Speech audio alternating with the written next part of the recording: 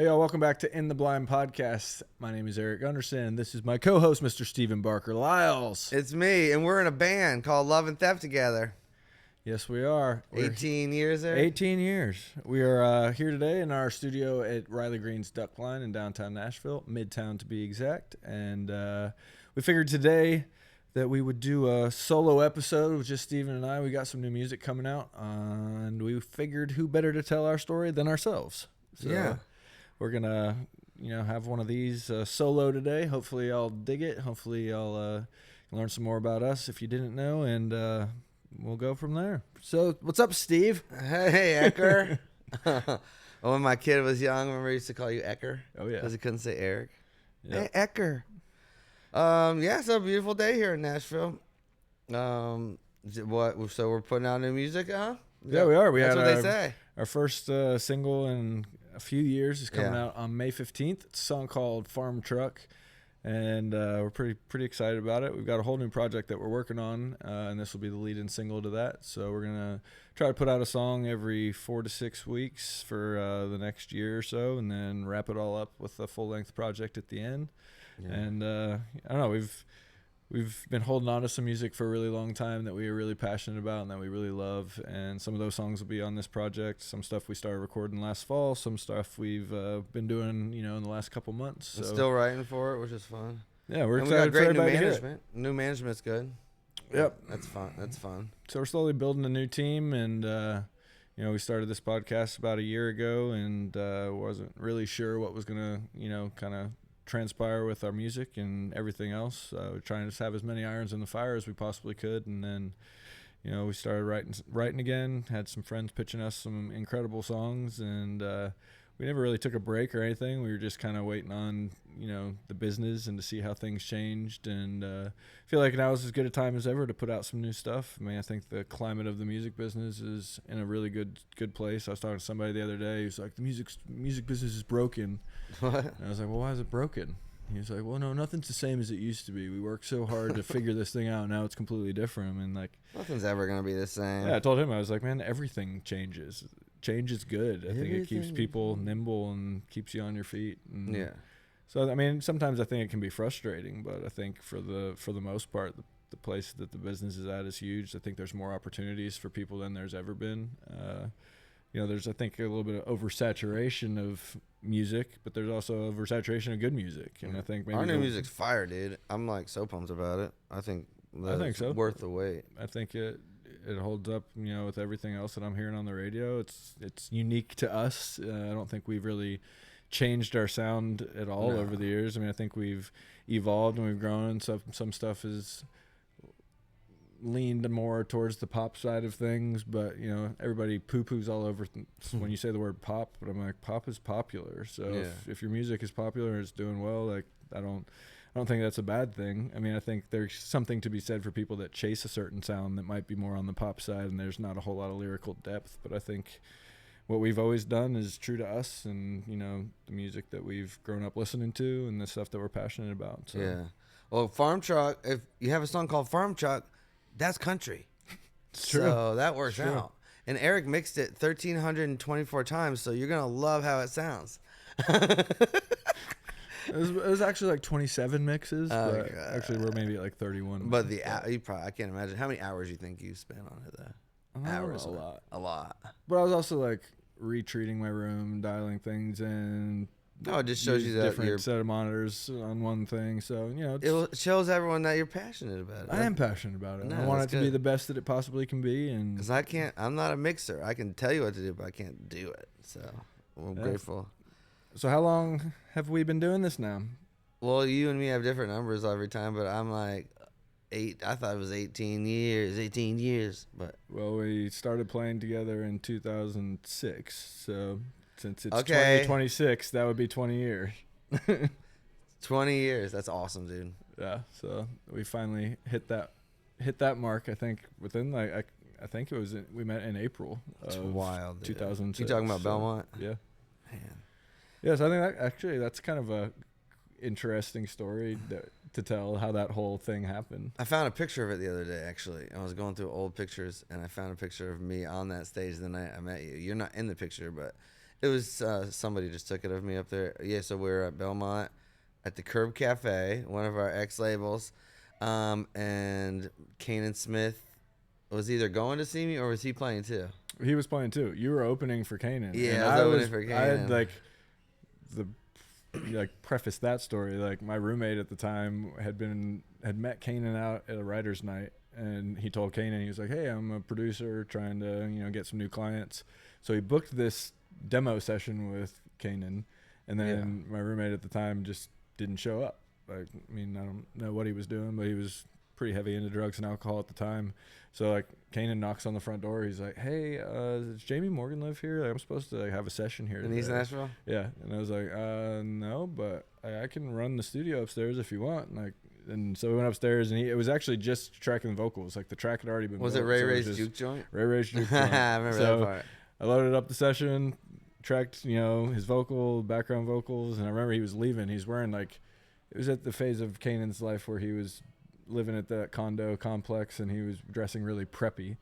And he was wearing boat shoes and these seersucker shorts. Nice. I remember him standing in my front yard. He was like, "Hey, That's how I dress now.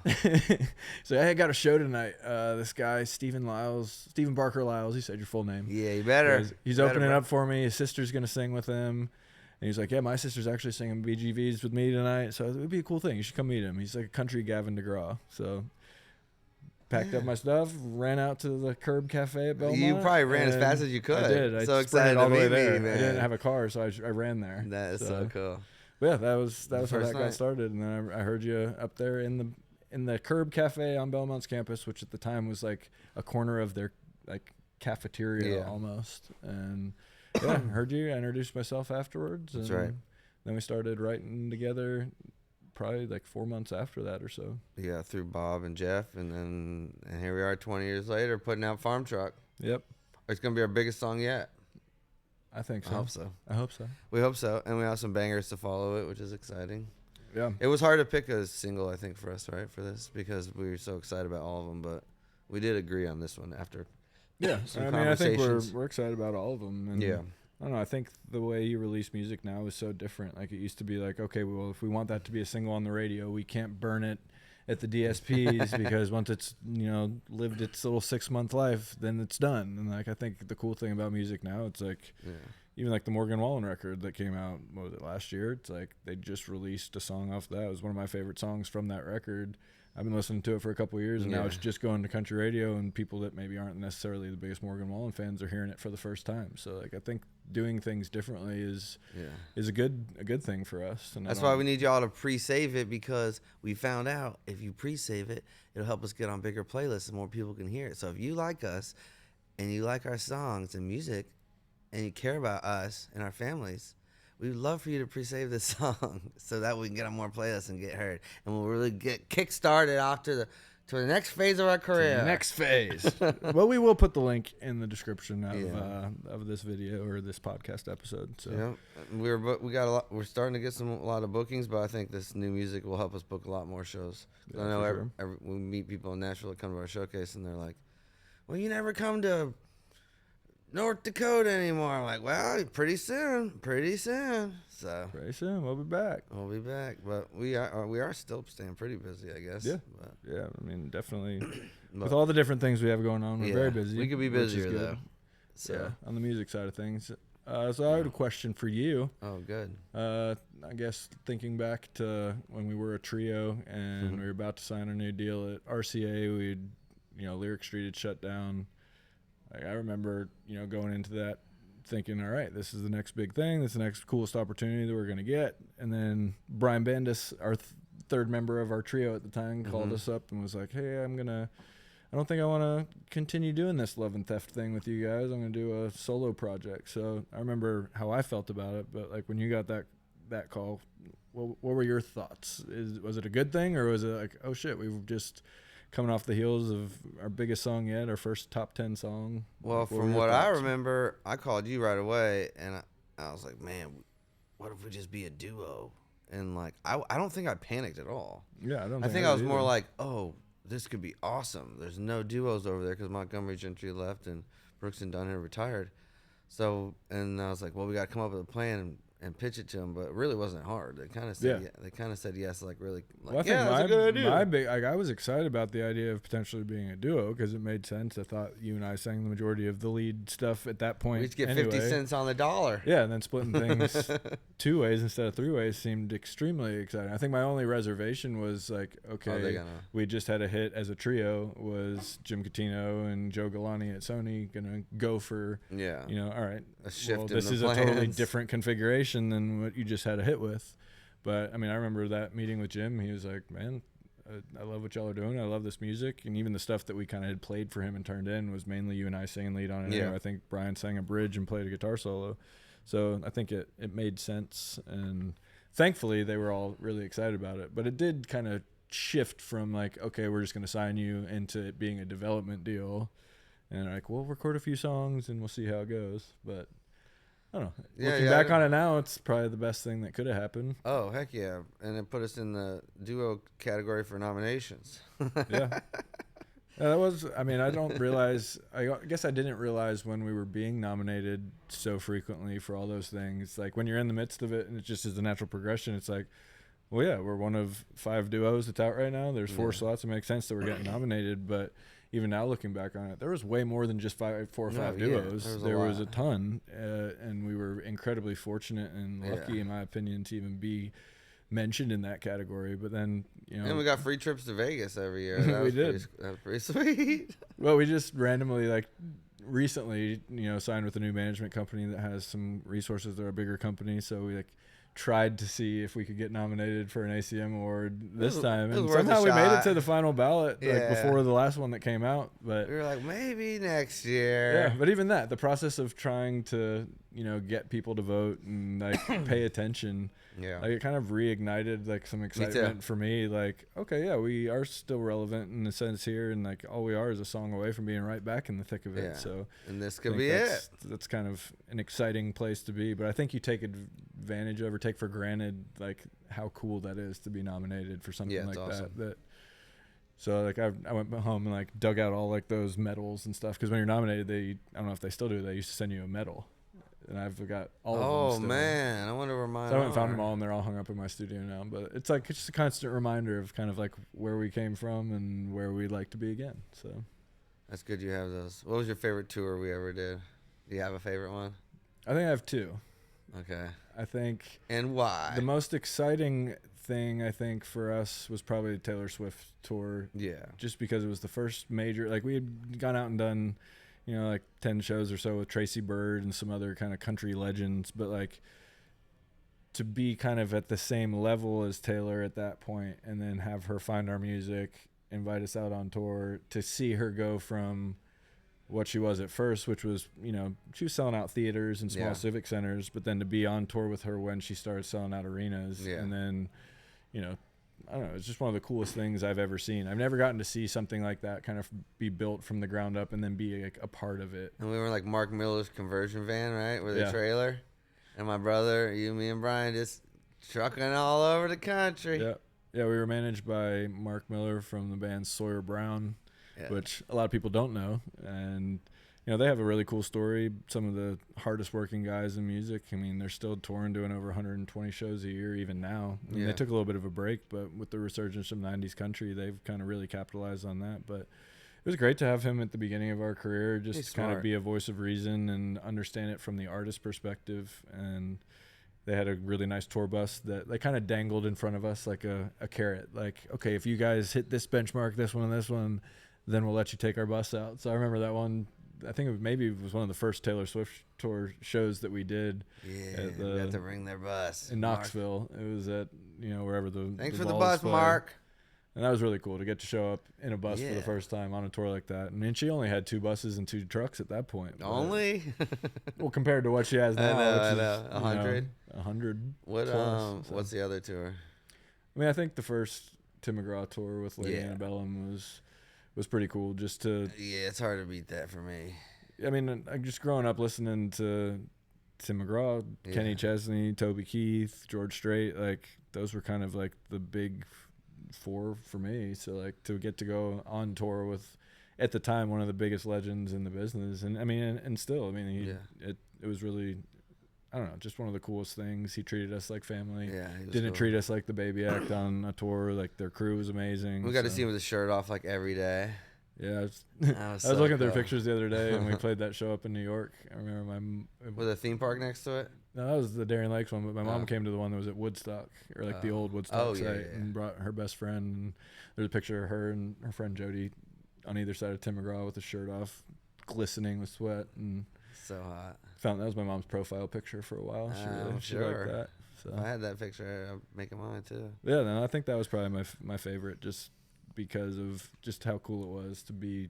Yeah. Like Taylor was cool just because she was the new it thing in country, but to have a legend, you know. Yeah, like one of the that, reasons we moved to town and started writing songs probably is Tim McGraw. Yeah, And, his and I think music. those were both the most exciting. Like, okay, we've Yeah. like one of those moments like where you feel like you've made it because Yeah. you know somebody that's a legend of that status has paid attention. But I think later in our career, probably the last big tour that we did with Charlie Daniels and Travis Tritt was I think Yeah. the coolest one that we've ever done. I mean, Travis Tritt's like one of like I know. from the era of country that I listened to. Man. Like he was one of the only outlaws that was still doing it. We've at done that some cool point. tours, man. Really. I mean, epic Yeah, tours. I mean, and Charlie Daniels was incredible too. I mean, I He was remember so my dad nice. came to a couple shows on that tour. I mean, your dad was at most of them because he was driving for us. But Mhm. like my dad came out, and I remember I hadn't even heard the story. And when he got to meet Charlie, he was like, "Hey, you were my first concert. I saw you in Central Park this year, this day." And like Charlie Daniels like brought up that exact show. He remembered exactly when it was, knew what he was wearing on stage That's that day, sick. and like so that was really cool for my dad to be able to see his son. I think On the same on stage. the same stage with the guy who's Yeah. you know the one concert he really wanted to go to as a kid and got to go see. So I thought And that it was was pretty cool. Charlie's last tour before he passed, so that makes it even more iconic that we got to do that. Yeah. Still, he gave us each one of his bows from after he got off stage one night, and he signed a little 8x10 like the old school Yeah. black and white one. I still have that hung up in my That's funny. studio. I think stuff like that you really remember. Like I know at the end of every tour we did with Tim McGraw, he like took the time. I just found it the other day. It's like he wrote out this full page front and back like letter to each of us, just thanking us for being on the tour, telling us what he loved about what we did, and kind of really just thanking us. And that's something that a lot of artists don't have to take the time to do, and especially a lot of artists don't have the time to do something like that, especially when you're Yeah. at that level. So the fact that he took the time to do that and really cared kind of helped shape me and how we've approached artists that have opened up for us on the road over the years. And it's really the first real impression you have like of another artist like at that level, and like Yeah, how they you don't treat know you what early to- on a tour yeah. like that really kind of shapes how you feel about them for the rest of their career. 'Cause it's Because we've been on tours of people that we think of them differently now. yeah. We won't say their names, and it's nice when you can like look up to someone and then they meet the expectations like Yeah. Tim did. I was like, yes, he's so awesome. That's what I always wanted. Yeah. And he's giving us a cash gift at the end so no one can commission off of it. Thanks, Tim. That was always I a know, very so nice part fire. of that. He's like, here's an envelope. I don't want anyone to commission off of it, and I didn't want to get you something that you didn't want. So here's some cash. Thanks for being on the tour. I was like, oh man, that's Yeah, awesome. that was always One so- day so we'll do nice that of when him. we can give people cash. Yep. Hopefully sooner than later. Yep. So that's why we need you to go pre-save Farm Truck, so that way we can get on some bigger playlists and make some waves here in Music City, because we're coming at you with our podcast and our showcase and our new music, and we're pumped. We're so pumped. Got a really hard question for you. Oh, good. Then. Oh, good. No, it's not. But I am curious, and I think a lot of people have heard us like mention in passing that Taylor Swift wrote a song about you, Mhm. and a lot of people think it's about somebody else. But she did spell out our name in the Mhm. liner notes, and we went with her to Walmart up in Hendersonville Yeah. to get her record At with her. midnight. But how was that for you on a psychological level? Because I think both of us at that point were young, trying to figure out what it is that we're trying to get out of life. Like I know we really wanted to be on her next tour with her. That looked like that was gonna Yeah, happen, dang it. especially because of We her were so interest in you. close. Maybe I ruined it for us. Nah, I don't know. I don't think so. I think they had a different plan. But I mean, what was that like? I mean, that's a pretty incredible thing. I mean, maybe not even as much back then as it is now. Like to see what she's turned into, and I mean, she literally is the biggest entertainer, pop star, in any format on the planet. Like, so Yeah, how is that for you know you what's to like think about? It's funny. That's a good question. It's funny because it's cooler to everybody else more now than it was when I told them about it back then. Right. For me, it was cooler back then because Right. me and her were like talking and stuff. So Right. I was like, man, that's so sweet. I just wrote a song about you. And, I sent it to her or whatever. So, like, back then it was like, I mean, it's obviously still awesome. Yeah. But, like, back then it was cool because it was more in the moment. And it felt, I was like, man, no one's ever written me a song. Yeah. Put my name in it. And that's a great song. And so now more people, like, I don't know what people expect me to, like, do about it. But, like, people like, that is the coolest thing. And sometimes I'm like, yeah, it really is awesome. But it was cooler, it was cooler in the moment back then when me and her were, like, hanging out. Right. So.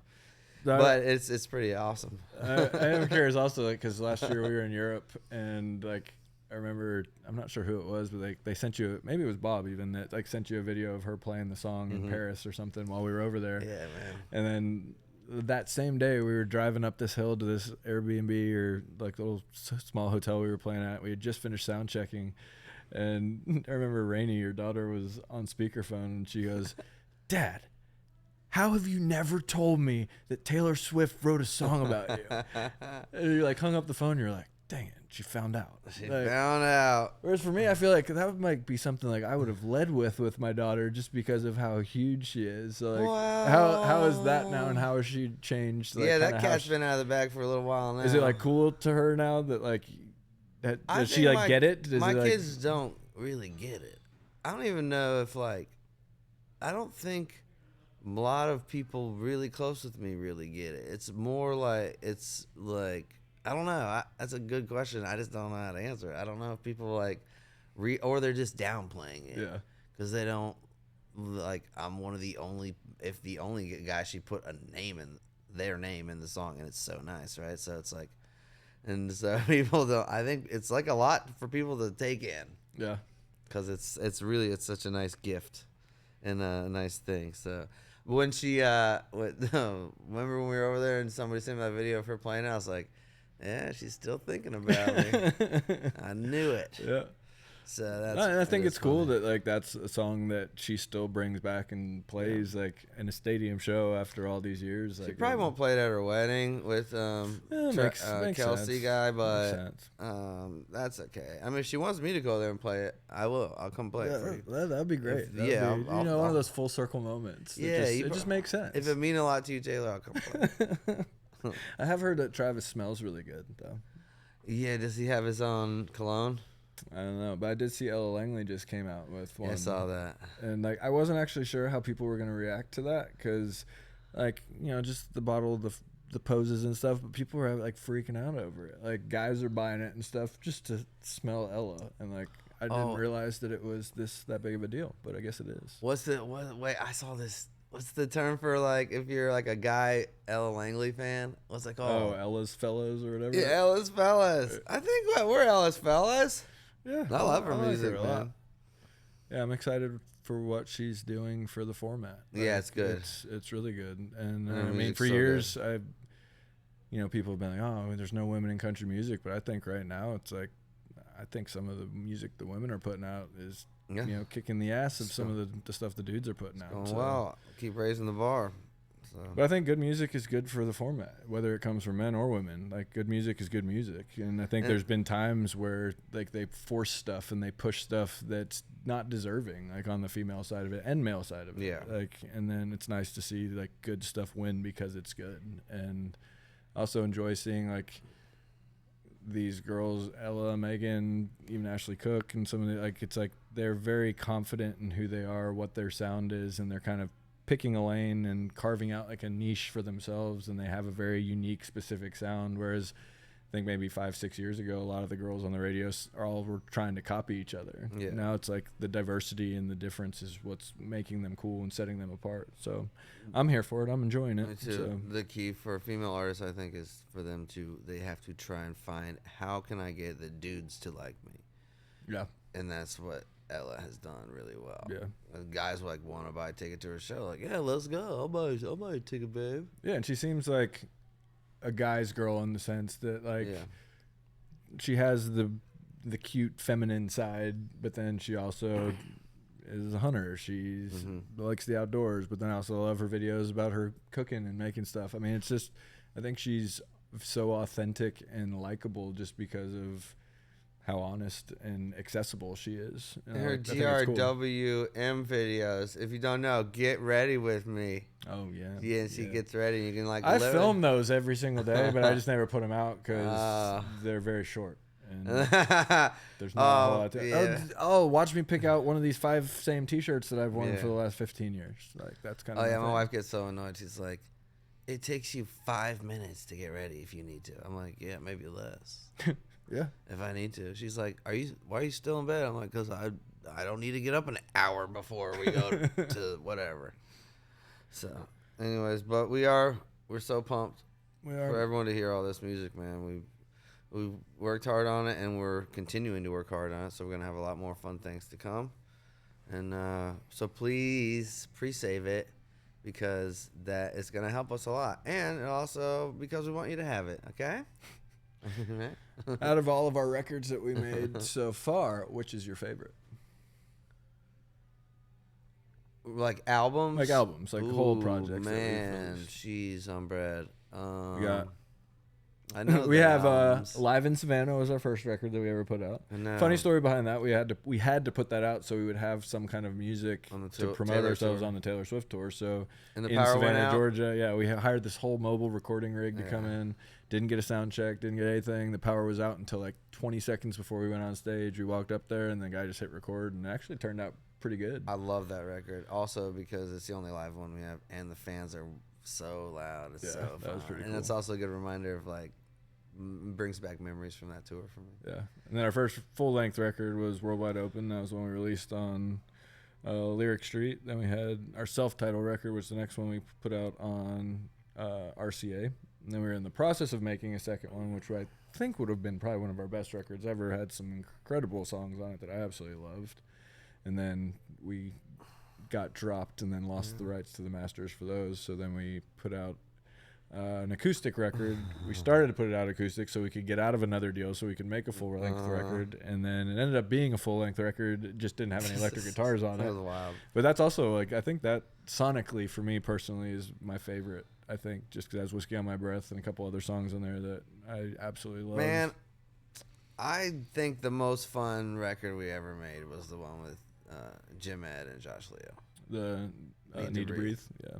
Because those dudes are just legends, and we made it in an amazing studio, and we were able to spend time on it. We were making a record, and we had meetings about the songs.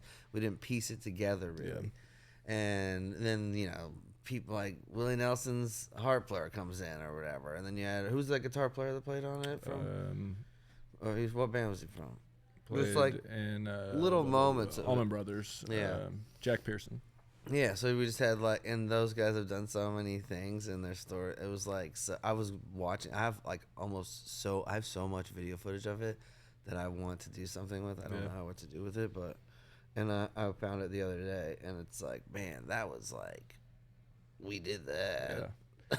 We did that. I mean, I definitely agree that was. I'm saying, the most fun. Yeah, the most fun. But then also the Worldwide Open record that we recorded so the whole fun. thing at Blackbird. Like even that, just going in there to record vocals when we had like a 2-week block and like it was our so studio. fun. Like going back and forth to New York for some of it, rehearsing, and I mean that was so fun because also everything was the first time you ever had a session with the A-list players and stuff. And I wonder how different like it would have been if social media was a thing back then. Oh, dude, it would have been awesome. Because we were experiencing it all for the first time without ever having seen it. Like now everybody sees everybody's footage from the studio. Like I remember even when we had like those film crews in there with us recording the whole thing, we thought this is going to be such a cool documentary because nobody's ever seen this side of the business. Mm-hmm. Like there was such limited footage of people like in the actual recording process, at least in country music. And then now it's like you go in the studio and you almost know exactly what it's going to be like because you've seen so many other artists post the same video, little mini documentary on like how it went down. So I'm curious how we would have felt about it back then, because to me it was the coolest thing I had experienced in my life so far. Like I ended up with only those worked tapes. Did you really? Uh-huh. Yeah, I've got some of them. We should put. I mean, if anybody out there wants to take the tapes and edit them, we can work on a shared thing for you. If you want to make the documentary, Yeah, we might need to figure out how to upscale the images with AI, just because of the grainy quality that from would the make tape. it cool. Make it cool, though. yeah. But we filmed everything from almost the first moments, like where Brian's on camera, me and him meeting at the ASCAP building. Like there's a video of that somewhere. And then the Taylor Swift tour, because Andrew was filming stuff for us there. I mean, Remember we got so that much sponsorship from, I think it was Fox Cameras at the time, or it was like a version of Wolf Camera or something. Like, yeah. And they gave us those little flip cameras with our logo and picture of us on it, so we were filming everything. And that was cool. I found one of those the other day and tried to plug it in and wouldn't even boot up. Dang it. I may have one or two. Well, there's no way to like take a card out of it or anything. Like it has to turn on in order for you to download it off of there. So I wonder if there's something internally we can. Anyways, nobody really cares about that. But we do have footage from all the way back there at the beginning. Yeah, we'll put it together one day. It'd be awesome. In an ideal world, what would be the best case scenario for this new music coming out, in your opinion? What's the ideal trajectory of, this whole kind of release and what's going to happen? I'm just looking forward to people seeing that we have a plan, that, wow, this is really good music. And it's like, all right. And I'm looking forward to all the people that have been rooting for us for a long time, for them to be excited about what we're doing again. Yeah. Because we're excited, duh. Yeah. But I know we hear it all the time, like, hey, well, man, where's the new music? Why have you waited so long and all that? And it's like, but it's been a little while. So I'm just excited to get back in the process of we're releasing music all the time again. And this is the start of it. So that's like really fun, I think. Wow, what about you? Yeah, I mean, I think, I don't know, I'm trying to like temper my expectations. Like obviously I would love for this song to come out, and we've got some of our friends that, push it and make a post for us, and then it just starts to take off and get on good playlists, and starts to raise its hand, and there's a little story there. But I mean, at the same time, I'm like, we haven't put out new music in a few years or a couple years, and I think obviously there's such an oversaturation of good music, and I think we've always had a very unique sound, and I think we write from a different place than a lot of people. I think we've have different goals than a lot of people. I think we've had a lot of fame already, and we've had a lot of success. So I think in my mind, the version of success that I'd like to see probably looks a little bit different than most people's. So I think at this point, I mean, obviously I want it to be the biggest thing ever, and I think it has all the potential in the world to do that. But I'm also trying to temper my expectations and know that, all right, this is a marathon, not a sprint. And I think the cumulative releases and the culmination of the whole project kind of, in whatever the full length ends up looking like. I mean, I think that's almost what I'm more excited about now is, at the end of this year, being able to look back and say, all right, well, that song did incredible right out of the gate. And then this one, we built on that. And okay, maybe this one we thought was going to do better than it did, or maybe they'll all do great. But I mean, I think just the fact that we're able to be nimble and release stuff as we want, when we want. I don't think the fact that we're chasing a major label at the moment, like I think that takes maybe a little bit of the pressure off of it. And the fact that, we have people that have been hearing about the new music kind of approaching us, and even on the label and, business side of it, people are like, hey, I've heard rumblings that your new music is awesome. And then I'll send it to them and play it, and like, hey, this is something we can get really excited about. We'd love to have a meeting with you. So that gets me excited. But then at the same time, we've had a ton of those meetings, like then nothing ever came from. So who knows? Maybe it's our time, and then good things will happen. I would love to make enough attention with this music to where we can go on another radio tour. Yep. That is like, so if you're asking what I want to do, I want to go on another radio tour and do that again because this music deserves to be on the radio. I think so. I mean, I agree, and I think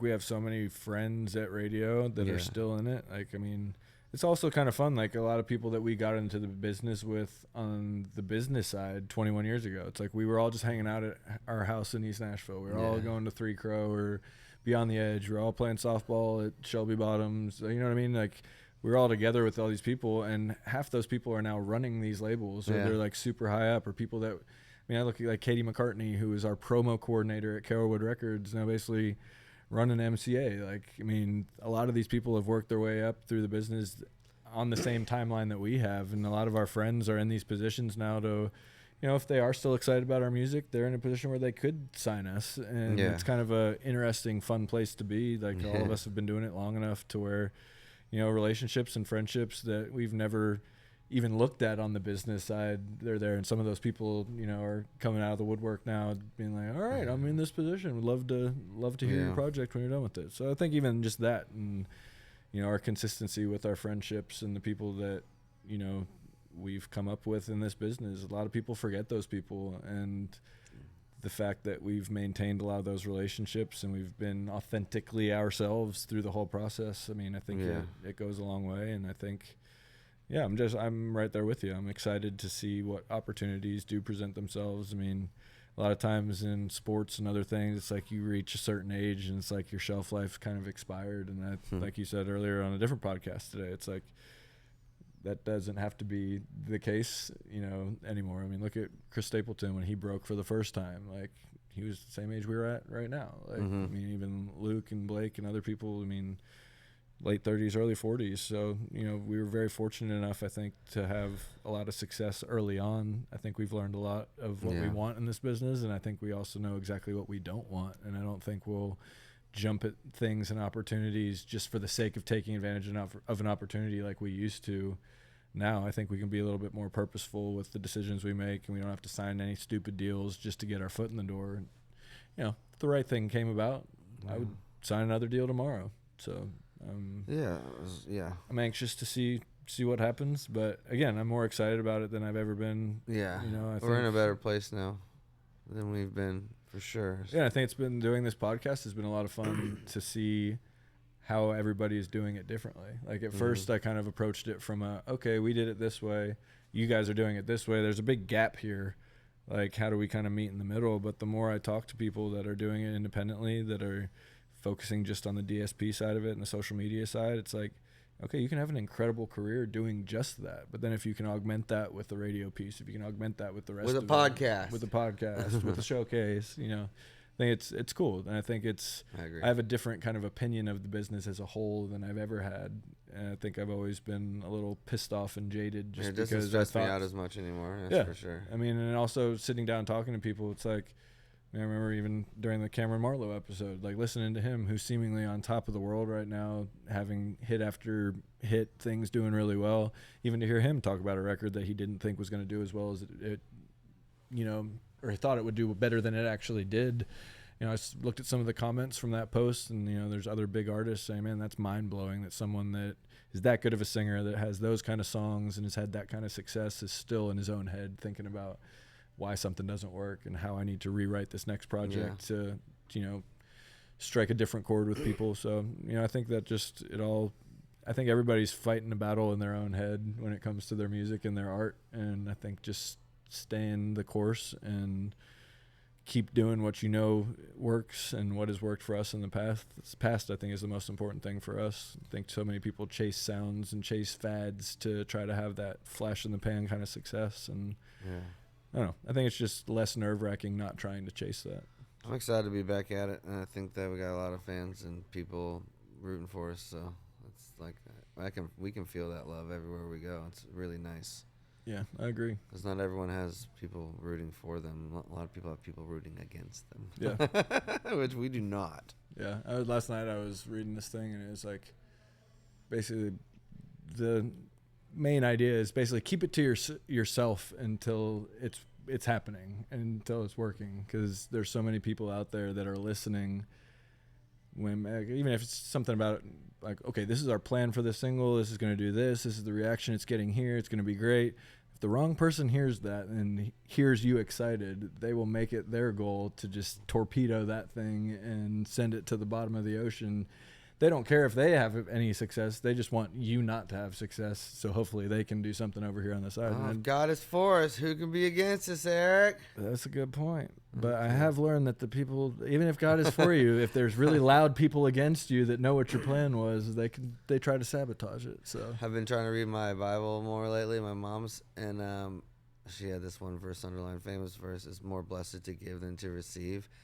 And I was like, oh, so we don't want to be like, we want to be like Tom Brady and throw touchdowns instead of just catch them all. So then I was like, oh, I'm going to write a song called Throw It or whatever. So it's like I wrote this song the other night. My wife just laughed, and it's literally about don't be a wide receiver. You don't want to be a wide receiver. You want to be a quarterback. Be like Tom Brady and throw it. You got to be a pitcher, not a catcher, I guess. See, yeah. So, anyways, I don't know what that has to do with this, but something you said made me think of that. Oh, so. But we are grateful for anybody that's watching that is giving your love and support to us for all these years, man. We've had no shortage of people believing in us, and you know who you are, and so we're excited for y'all to hear this new music for sure. Have a couple more questions for you, Steve. He's like, all right, make 20 minutes is about good.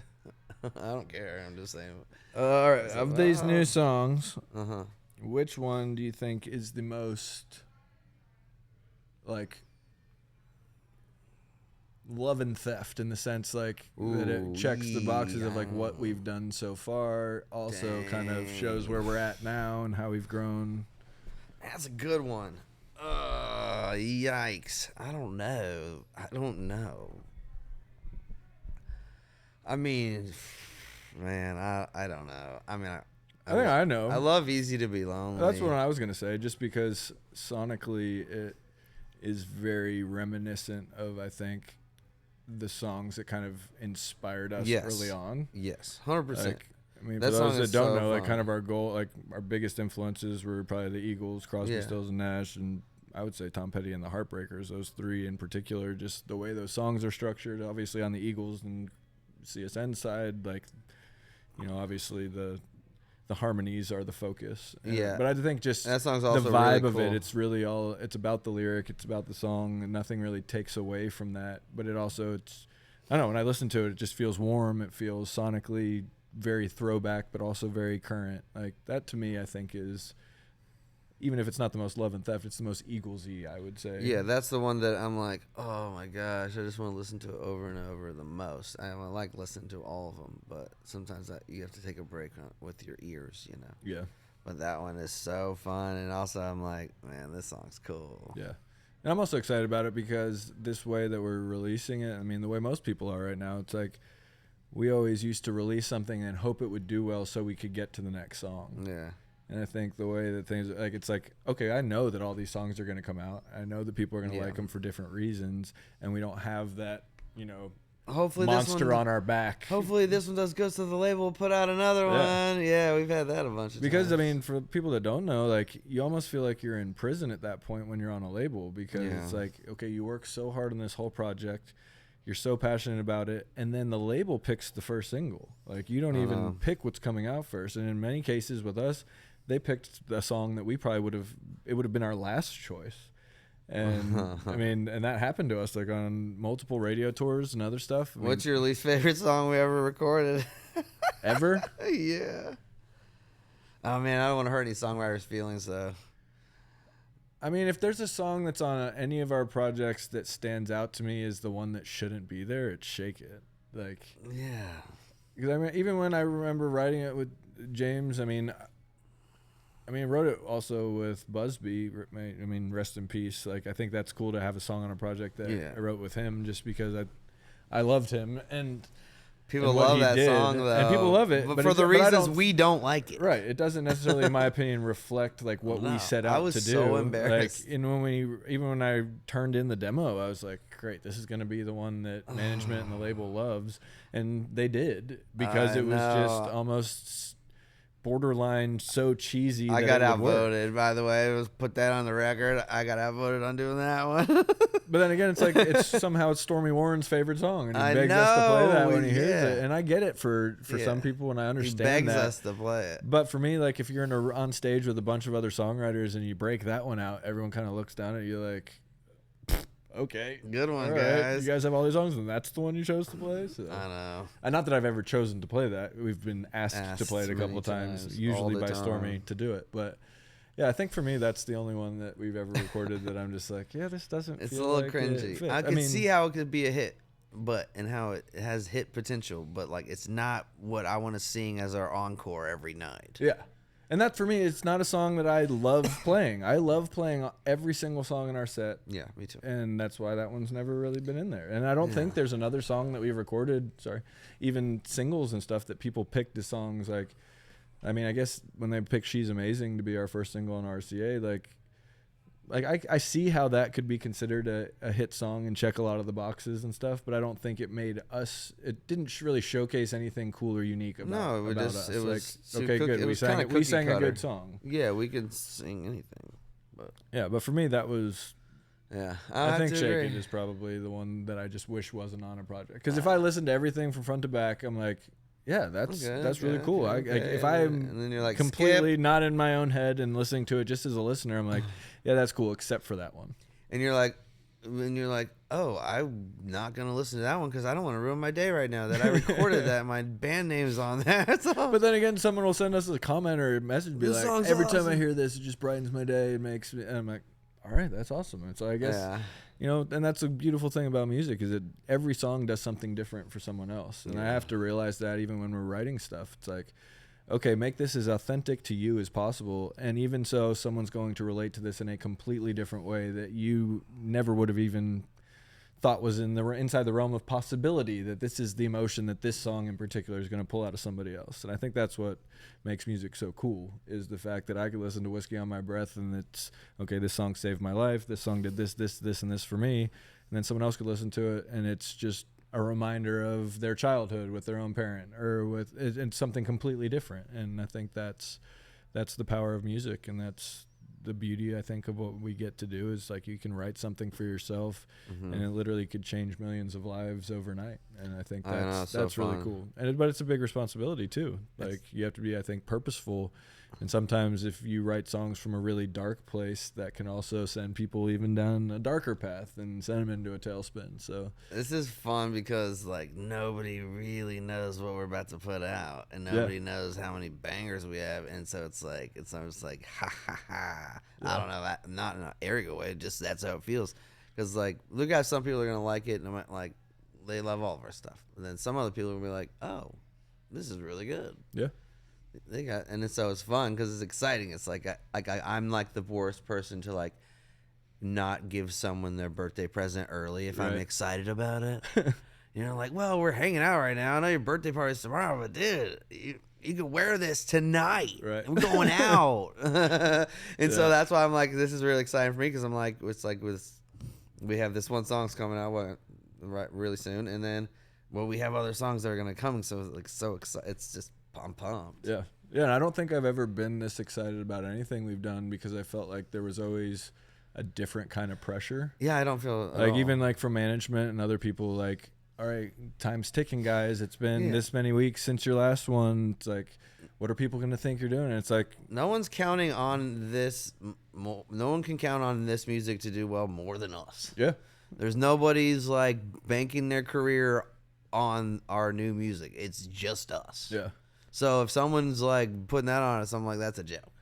I'm like, oh yeah, really? Oh, you really want this to do well? That's really nice. Well, yeah, we'll come over and pay my family's bills then. You're so worried about it. Yeah, and I think that, like, obviously we've also been able to see throughout our career, it's like, all right, there's lots of peaks and valleys, but as far as just consistencies goes, like, if you're consistently putting out music, it makes it easier to make a living making music. That's why I'm it like brings in excited. shows, it does other things, and I think us coming from the label background side of it as opposed to the indie side of it, like, granted, we've put out a couple of projects independently, but you know, we've seen what the machine can do Yeah. for you. And when you're, you feel like maybe this is your only shot or this is your last chance with the label. Yeah. The pressure and I mean the pressure that they put on you on purpose almost is like, all right, this one has to hit. If it doesn't, you're gonna get dropped. And then they almost make you feel like it's the end of the world. But then at the same time, they're not gonna necessarily push the song. Like you're kind of a victim of the process and the system at the same time. But we I have think nothing to lose. yeah, and I think that's Like- that's a very free place to come from. Oh, sorry, Bill Nye, you don't like our new single. Oh, I'm so sorry. Yeah, I mean, I agree it's with fun, you. dude. It's so fun because we literally have only up to go. It's like, Yeah, but I mean, I think we also know the business well enough. We also know enough to know that there's a lot that we don't know, and that you know, in this business, I'd say probably more so than any other business, they move the goalposts on you a lot. Like even on just the social media side, 1 week the algorithm's doing this, and the next weekend it's doing this. And now you have to uproot and redo your entire content strategy and everything else. Dude. It's like You just had such a good idea. What if they implemented that into the NFL? Moving goalposts, bro. You get it. Oh my gosh, that'd be so fun. And like only on extra points. Not a bad idea. Only on extra points. yeah. And so it moves. Oh my gosh, that'd be so fun. That would bring this such a fun element to extra points. Moving would. goalposts. All right, Roger Goodell. You're welcome. You heard it from us. It's such a fun idea. Anyways, Bane of our existence not- can now be the next biggest I thing in could the not- NFL. I could not leave that hanging because my brain just went ding. No, it's not a bad. It just sounds a fun. bad place. Even if the UFL tries it out and people love it, the UFL should try it. Yeah, that is so fun. Or like if like you know like in the skills challenge and like Pro Bowl or whatever, Yeah. if during the actual game above a wide receiver there's like a circular thing or like a flag, if he hits it counts as a reception. Just 'cause it's Nice. harder than if you're. Oh yeah, I love that. That could be good too. We're just gonna change all the rules. No, but I am super excited about too. this next stage and Sorry chapter. for everyone to hear it Yeah, excited for everybody to hear it. and share it with your friends. Make sure you can tell everyone that we got new stuff out because they may not know. Yeah, share it with your friends, your family. Pre-save. The pre-save link's Pre-save, important. We do were all told. that. But we appreciate y'all sitting down Yes. with us today, taking the time to hear what it is that we got coming out next. And Thank you for all your love throughout the years. We're grateful. yeah, thank you for supporting us. Thank you for supporting the podcast. And we've Yes. got some awesome things coming on the podcast front. Gonna really try to blow this thing up this year. For those of y'all that don't know, we got a weekly showcase here that we host at Riley Green's Duck Blind. It's kind of a throwback to the early days of Whiskey Jam, back when it was more artist driven and local driven, and not saying there's anything bad about what's happened to it now. It's obviously just grown and done what something that's successful does. So, you know, one night we finished, and I told the story to a few people over the course of the last couple of weeks, but you know, we finished the night and the room was still full, and I looked around and there was like probably 80-90% artists And and industry people, and everybody was just hanging out. And then a couple of people came up to me and they were like, this feels like Whiskey Jam felt early on. And obviously there's some of the nostalgia, it starting in this building and, you know, it happening here, but we played the first ever Whiskey Jam and plenty of times after that. So to be able to try to bring something like that back here to where it started has been really fun for us. So And if we're you're ever working- in town on a Wednesday, please come check it Eric out. and I are hosting. It's like, hey, welcome to the showcase. You'll see us, okay? Yeah, and every once in a while we play ourselves. So We do. you know, we got some great lineups coming up, doing Tons some of cool great takeovers, and yeah, it's going to be a good year on all fronts. So please check out everything that we're doing. Cold Beer Country Showcase, hit this In the Blind podcast, and our new music as Love and Theft. We don't have a name for the full project yet, but we got a little bit of time before we get there. So keep watching for that. And like we said, please pre-save this, share it with your Farm friends. truck, it's and, called, okay? And we'll see y'all real soon. Tune in every week for In the Blind podcast with Steve and I here. Love and Theft, direct coming to you from Riley Green's Duck Blind. So we appreciate you. Thanks to Steve Ford, Riley Green, everybody that makes this possible here. We love y'all. We appreciate you. We do. Y'all's generosity does not go unnoticed. So love y'all. Thank you to the fans. Thank you to everybody. And we'll see y'all real soon. See you soon.